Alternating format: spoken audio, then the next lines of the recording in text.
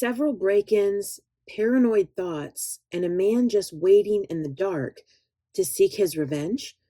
Or was this a man who had had enough of being scared in his own home?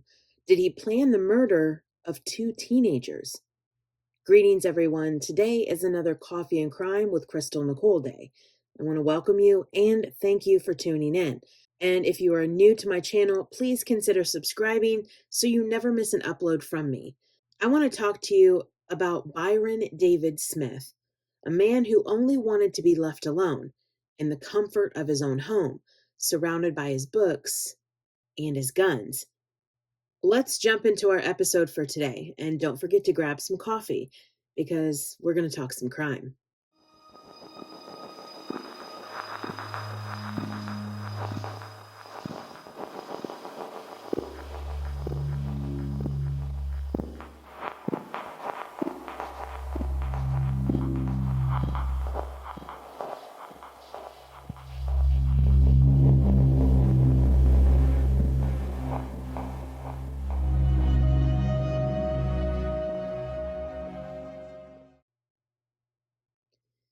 Thanksgiving 2012, a holiday for family, eating too much, and for two teenagers, 17-year-old Nicholas Brady and his cousin, 18-year-old Haley Kiefer, it was time to get into some trouble.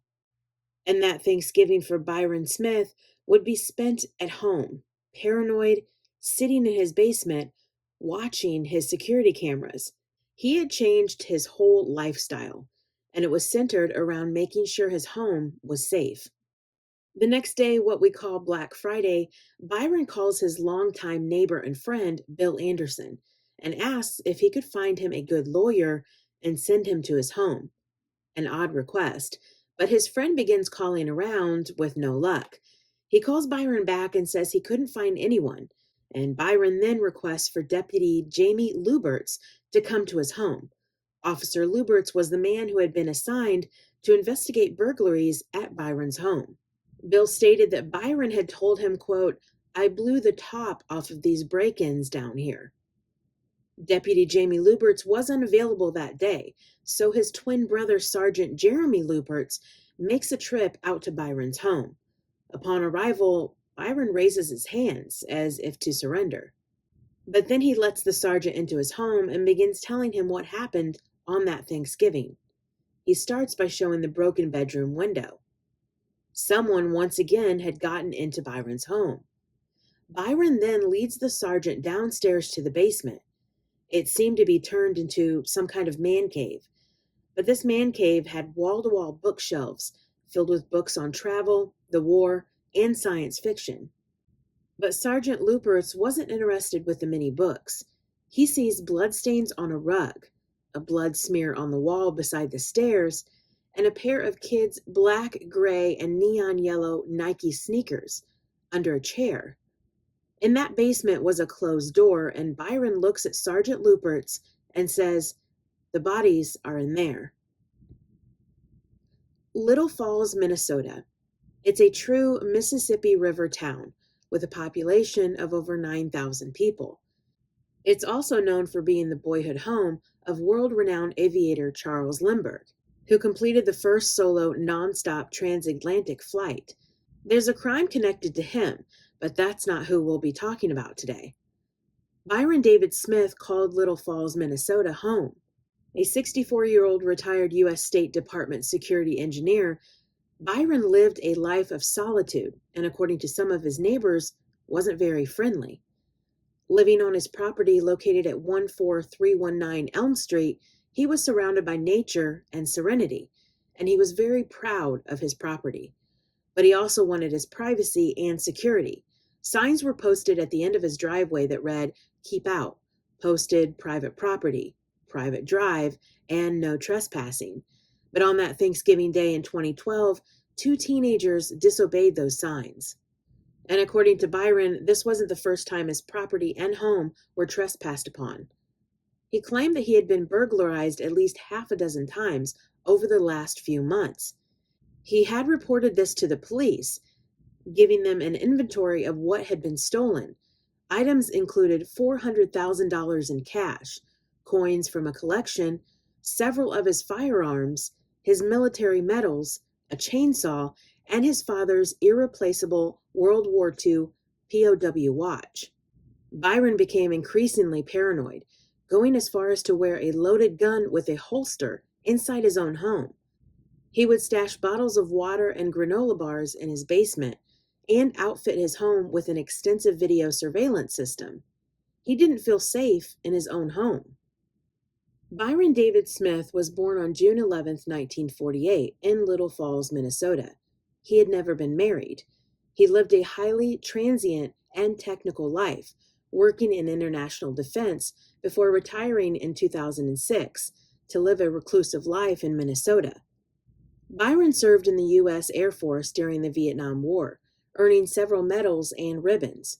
He spent decades working as a security engineer officer for the U.S. Department of State, and his career focused on protecting American embassies around the world, from spy operations to terrorist attacks. He worked and lived in Moscow, Bangkok, Cairo, and Beijing. So you could say that Byron was always on alert, aware of his surroundings, and an intelligent man. He also had some family trauma which shaped his worldview. His father spent nearly a year as a prisoner of war. When his parents passed away, Byron inherited their home and property. So when he moved back to his hometown and settled into the neighborhood, the residents around him had divided opinions. Some described him as a helpful community member who hired local teenagers for chores and would volunteer for the Boy Scouts. Others would say he was an oddball who occasionally alarmed the residents by firing weapons on his property. Byron spoke often of how his hometown of Little Falls had changed so much, and how he was dismayed about the drug-related crimes happening there. And with the continued burglaries to his home, neighbors stated that he was visibly shaken, sleep-deprived, and severely fearful in the weeks leading up to that Thanksgiving Day.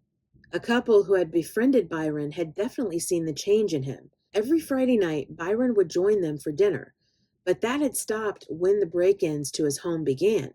He stated that every time he left, his home would be burglarized.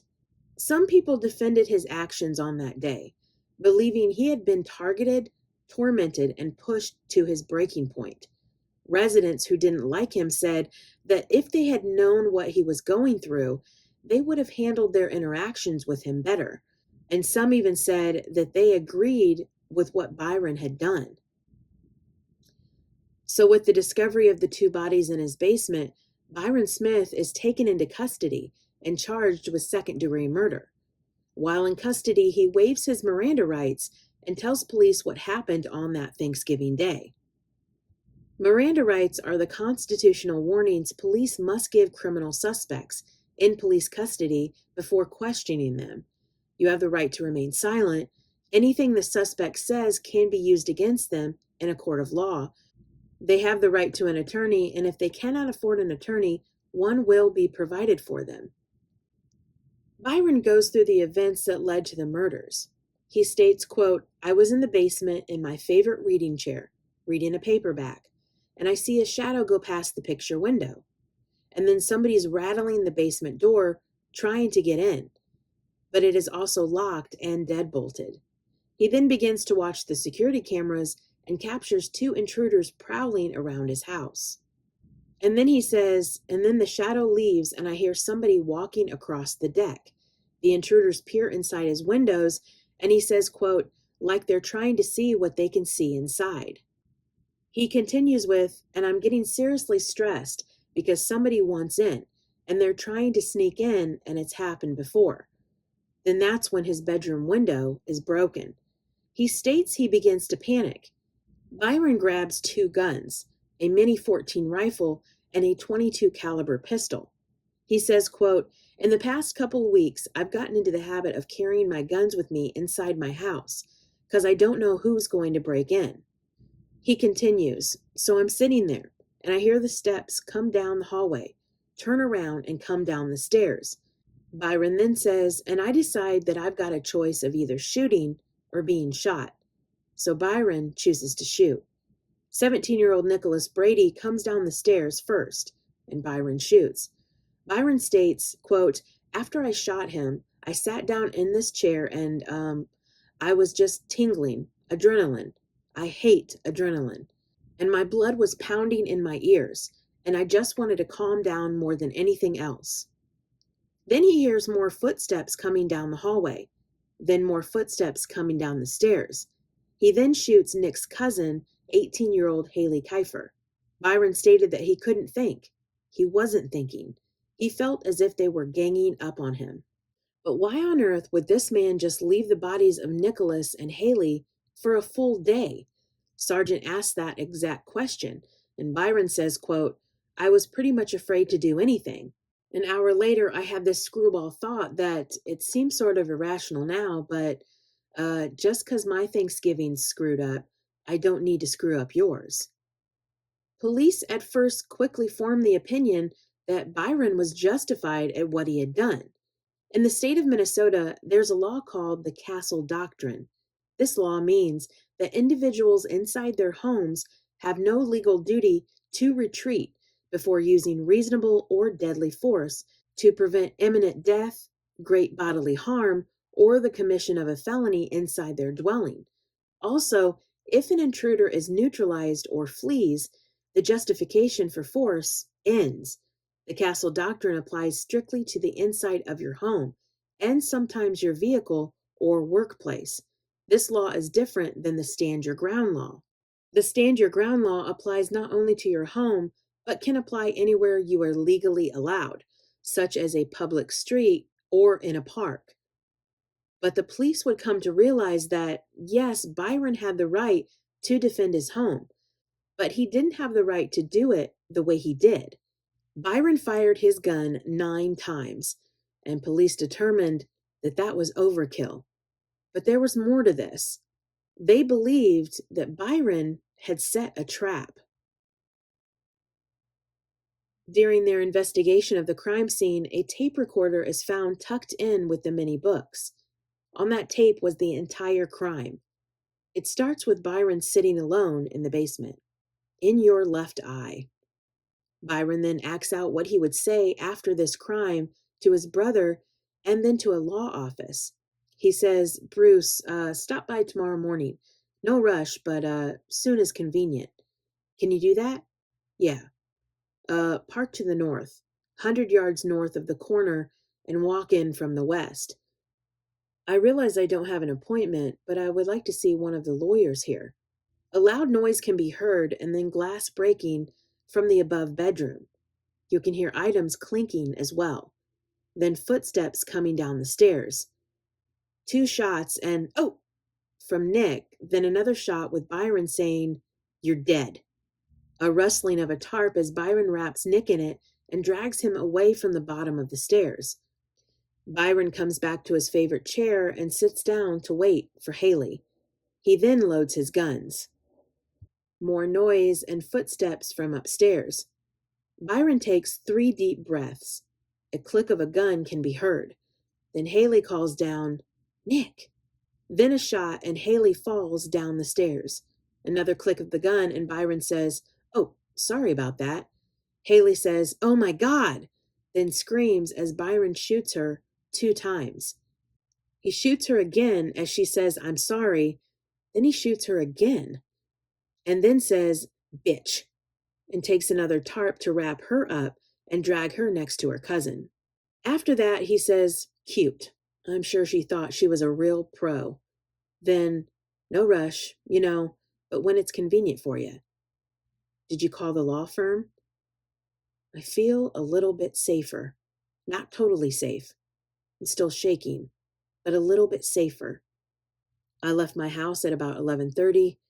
They were both dead by 1. I refused to live in fear. It felt like I was cleaning up a mess. Worse than spilled food. Worse than vomit. Worse than shit. Cleaning up a mess. "You're dead." Was a major complication in my life. You really don't want to know. Believe me, you don't want to know. I am not a bleeding heart liberal. Then he repeats, "I felt like I was cleaning up a mess. Not like spilled food. Not like vomit. Not even like diarrhea. the worst mess possible, and I was stuck with it. And some tiny little of respect. Some tiny little respect. I had to do it. I had to do it. Then later in the recording, I don't see them as human. I see them as vermin. Social problems. I don't see them as human. This bitch was going to go through her life spoiling things for other people, thieving, robbing, drug use. It's all fun, cool, exciting, highly profitable, until somebody kills you. You can see the rugs on the basement floor. People going down strange stairs normally watch the steps. I try to be a good person. I try to do what I should, be friendly to other people, help them when I can, try to be a good citizen, be fair. Like family raises a bad person like this. Because I try to be a decent person, they think I'm a patsy. I'm a sucker. They think I'm there for them to take advantage of. Is that the reward for being a good person? And then they dump this mess on me. It's not a mess like spilled food, not a mess like vomit. It's not even a mess like diarrhea. It's far worse. Then they take slice after slice out of me. $5,000 slice, $10,000 slice. And if I gather enough evidence, they might be prosecuted. If they're prosecuted, it might go to court. If it goes to court, they might be found guilty. If they're found guilty, they might spend 6 months to a year in jail. And then they're out. And they need money worse than ever. And then they're filled with revenge. I cannot live a life like that. I cannot have that chewing on me for the rest of my life. I refuse to live with that level of fear in my life. Ramblings of a man who may have just lost it. You can listen to the full recordings here on YouTube from several channels. The recording showed an entirely different side of Byron during and after the murders of Nick and Haley. He would later tell police this about the killing of Haley. As much as I hate someone, I don't believe they deserve pain. So I gave her a shot under the chin, up into the cranium. After the discovery of the recording, Byron's charge went from second-degree murder to first-degree premeditated murder.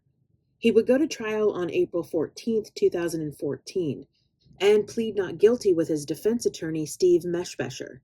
The prosecuting attorney would play the entire recording of Byron lying in wait for the teenagers and of the killings. This recording cemented Byron's guilt in the minds of the jury. On April 29th, Byron David Smith was found guilty on all counts, which included 2 counts of first-degree premeditated murder and 2 counts of second-degree murder. Byron was sentenced to life without the possibility of parole. During the trial, it was revealed that Byron knew Nick Brady. He had hired him and some of his friends to come over to his home and rake his lawn, mow his grass, and clean out his garage. Prosecution said that Byron should have recognized Nick and possibly could have called the police to report him on his property. And the defense claps back, telling the court that Nicholas and Haley had been wearing large coats with hoods to hide their faces, so they could not be identified. Attorney Meshbesher also stated that Byron didn't know if the intruders were armed. He also asked the question, did Nick decide while working for Byron that this home would be the perfect place to rob? The defense also claimed that Nick was suspected by the police to be the one that had broken into Byron's home in the past. It's evident that Nick had been there before, because on that day you can see him going to one of the security cameras and taking it down to avoid being identified.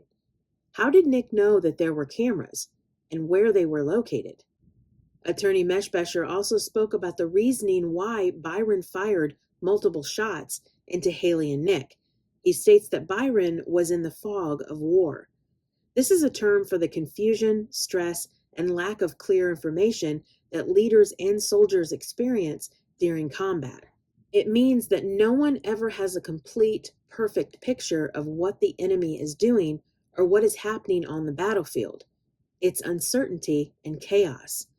Attorney Meshbesher also explained that this was why Byron didn't call the police after the killings. He had been scared and didn't know if there were others involved, others who could have been on their way to his home.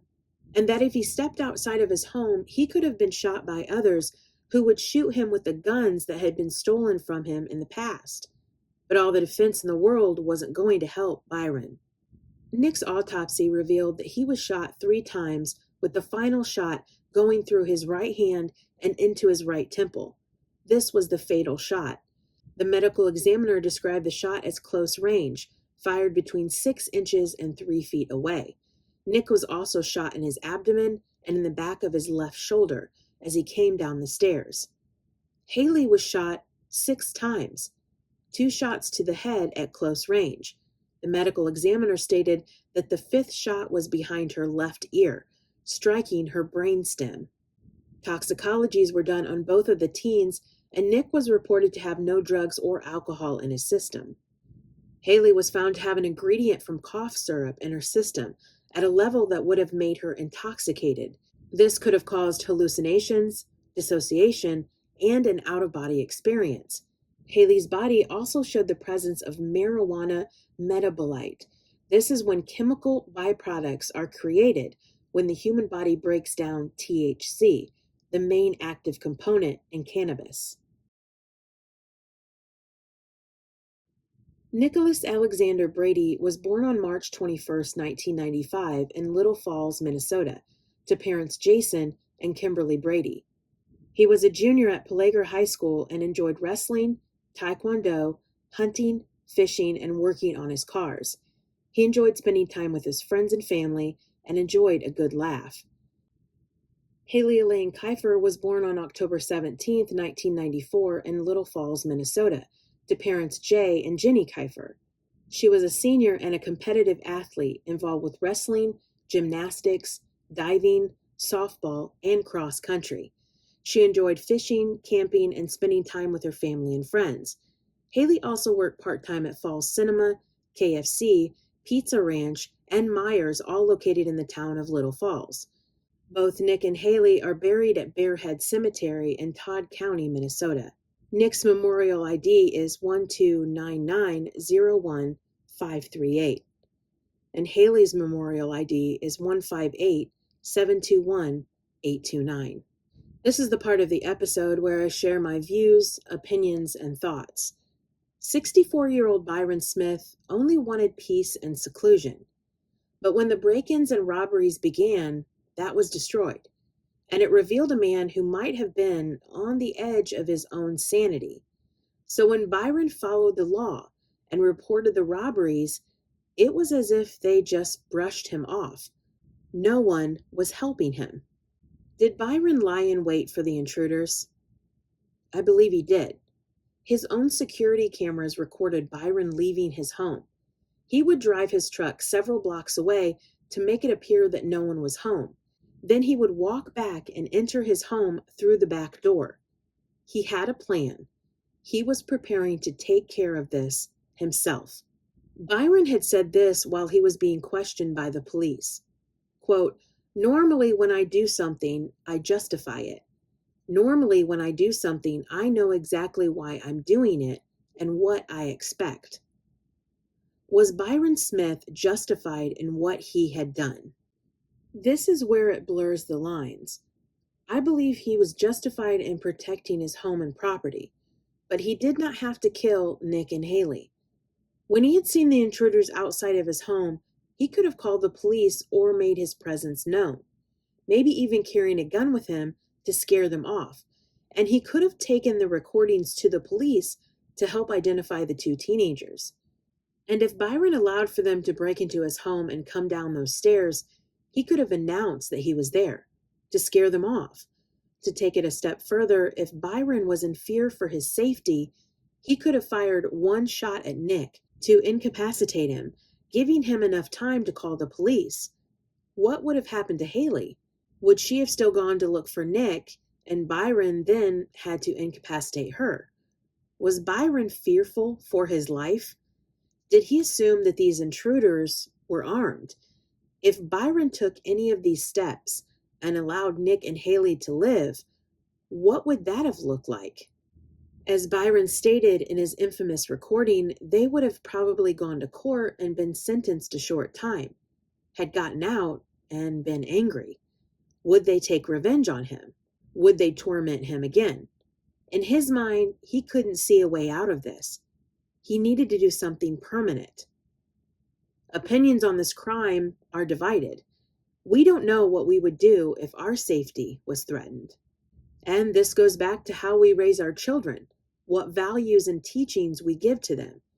Parents are responsible to allow their children to make mistakes and to learn from them. But when you allow your kids to do whatever they want, they may choose the wrong group of friends, activities that may cause harm to them and to others, and may make them choose a path that could lead them to prison, or worse, death. When I first heard about this crime, I instantly wondered if the movie Don't Breathe was inspired by it. And it says it's not, but there are some similarities to the film. A retired veteran who lives alone, young people doing the wrong things, and this group of kids breaking into the veteran's home in hopes of finding valuables and money. But then the veteran takes his revenge. And I have to say this film is one of my favorites because it's so intense. While in prison, Byron sued an author and the publishing company for defamation over the book about the case. Murder on Elm Street, written by Jeremy Lupertz, yes, that Jeremy Lupertz, who was the former investigator, and his publishing company, Beaver's Pond Press, were accused of making numerous false statements, misrepresentations, and omissions that defame Byron and misled readers. However, the judge dismissed the defamation lawsuit. After all this tragedy, I do wonder if Byron has some peace in prison. He was just a man who only wanted to live out his days in the quiet and peace of his hometown, to feel safe in his home. But his safety was threatened, and he did what some of us would have done. Was it right or was it wrong? We each have our answer. Thank you for watching, and remember to look for signs, trust your instincts, and be safe. I'll see you next time.